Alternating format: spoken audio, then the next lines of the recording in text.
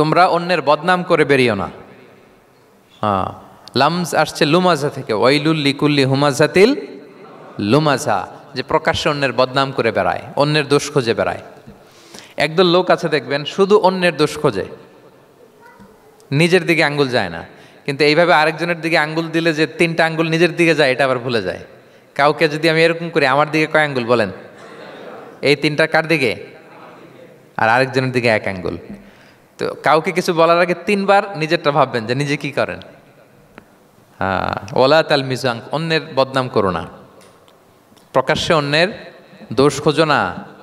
সবচেয়ে বুদ্ধিমান সে যে নিজের দোষ খোঁজে, নিজের সমালোচনা যে করতে পারে সেই সর্বাপেক্ষা বুদ্ধিমান। কিন্তু আমরা একদল আছি শুধু সমালোচনা, ওর এই সমস্যা, ওর এইটা, ওর ওর মানে তার দায়িত্ব হচ্ছে সবার সমস্যা বের করা। এরকম দায়িত্বপ্রাপ্ত কিছু লোক আছে না নাই? সবাই না, এগুলো থেকে আমাদের বেরিয়ে আসতে হবে। অন্যের দোষ খোঁজা বাদ দিতে হবে, দোষ খুঁজলে নিজের দোষ খুঁজতে হবে। আমরা আত্মসমালোচনা করবো। খেয়াল রাখবেন, সবচেয়ে ভালো হচ্ছে আত্মসমালোচনা। সবচেয়ে ভালো কি? হ্যাঁ, তারপরে মোটামুটি ভালো হচ্ছে আলোচনা, আর সবচেয়ে খারাপ হচ্ছে সমালোচনা। কিন্তু আমরা সবচেয়ে করি বেশি কোনটা? এটা চেঞ্জ করতে হবে, আত্মসমালোচনা বাড়াইতে হবে। আমি প্রায় একটা কথা বলি, small people talk about people, average people talk about things, and great people talk about ideas. ছোট মনের মানুষ যারা, এরা মানুষ নিয়ে কথা বলে, এর এই সমস্যা ওর।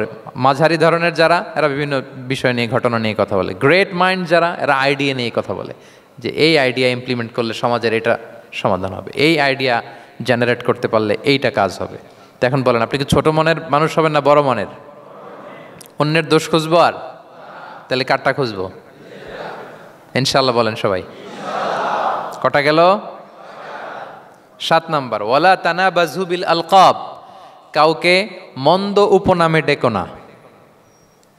মন্দ উপনামে ডেকো না মানে কাউকে একটা বিশেষ নাম দিও না, তার নামটা সুন্দরভাবে ডাকো। নাম বিকৃতি করা কবিরা গুনাহ। নাম, আপনি বলুন হুজুর এটা একটা কথা হইলো, নাম বিকৃতি করছি তো কি হয়েছে? এটা আপনার কাছে সমস্যা নাই। ধরেন যে ওই লোকের নাম আব্দুল্লাহ, আপনার কাছে আব্দুল্লাহ এটা সিম্পল, ধুর আব্দুল্লাহ একটা কিছু হইলো। কিন্তু যার নাম আব্দুল্লাহ তার কাছে এটা অনেক দামি। তার কাছে কি? কারণ এটা তার পরিচয় বহন করে। ধরেন যে আমার নাম কি মিজান, আপনার কাছে মনে হয় আরে মিজান একটা নাম হইলো, তা আমার কাছে তো এটা অনেক গুরুত্বপূর্ণ, কারণ এটা আমার পরিচয় বহন করে। এই নামে মানুষ আমাকে ডাকে, ফলে এটা আমার খুব আদরের, আমার কাছে বড্ড যত্নের, দরদের নামটা। আপনার কাছে নাও হতে পারে। মানুষ প্রত্যেকে তার নিজের নামকে খুব পছন্দ করে।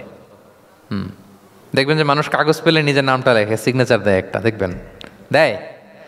এরপর দেখবেন যে সি বিচে ঘুরতে গেলে বালুর মধ্যে নিজের নামটা লিখে, দেখবেন লিখে। শুধু তাই না, লিখে আবার একটা লাভ আঁকে, লাভ চারদিকে আঁকে। কেন আঁকে? কারণ এই নামটা সে পছন্দ করে অনেক, এটা তার কাছে গুরুত্বপূর্ণ, আপনার কাছে নাও হতে পারে। এজন্য প্রত্যেকের নামটা তার কাছে খুব আদরের, যত্নের। তার নামটা আপনি সুন্দরভাবে বলবেন। নাম আপনি বিকৃত করতে পারবেন না। এটা কি গুনাহ? সগীরা কবিরা গুনাহ। এটা আমরা সমাজে করি, নাম বিকৃত করি না, নাম বিকৃত করা যাবে না।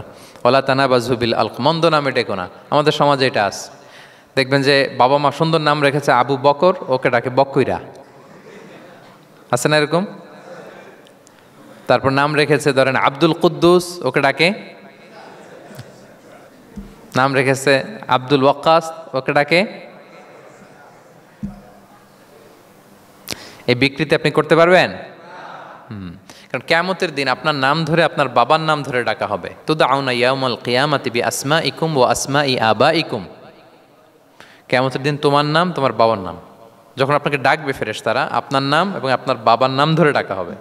এজন্য রাসূল সাল্লাল্লাহু আলাইহি ওয়াসাল্লাম বলেন, ফাআহসিনু আসমাক, তোমাদের নামগুলো সুন্দর রেখো, নাহলে সেই দিন ডাকবে বল্টুর ছেলে কল্টু দাঁড়াও, তখন এই কোটি কোটি মানুষের সামনে আপনি এই নাম নিয়ে দাঁড়াবেন আর লজ্জায় পড়বেন। আর যদি বলে আব্দুর রহমানের ছেলে আব্দুল্লাহ, আসো, কত সুন্দর। নামগুলো ভালো আলেম দিয়ে ক্রস চেক করে, কনসালটেশন করে এরপরে রাখবেন। আর কাউকে মন্দ নামে কখনো ডাকা যাবে না। তার বংশের কোনো খারাপ কিছু দিয়ে তাকে ডাকা যাবে না। ধরেন একজনের বাবা ছিল চোর, কিন্তু তার সন্তান সে সৎ মানুষ হইতে পারে না। এখন বাবার কথা কি আপনি চোরের পোলা বলে ডাকতে পারবেন? না, আপনি ডাকবেন না, বলতে পারবেন না, কারণ সে তো ভালো। তাহলে নাম বিকৃত করা, মন্দ উপনামে ডাকা, এটা কবিরা গুনাহ। এটা আমরা কখনো করব? মনে থাকবে প্রিয় ভাইরা?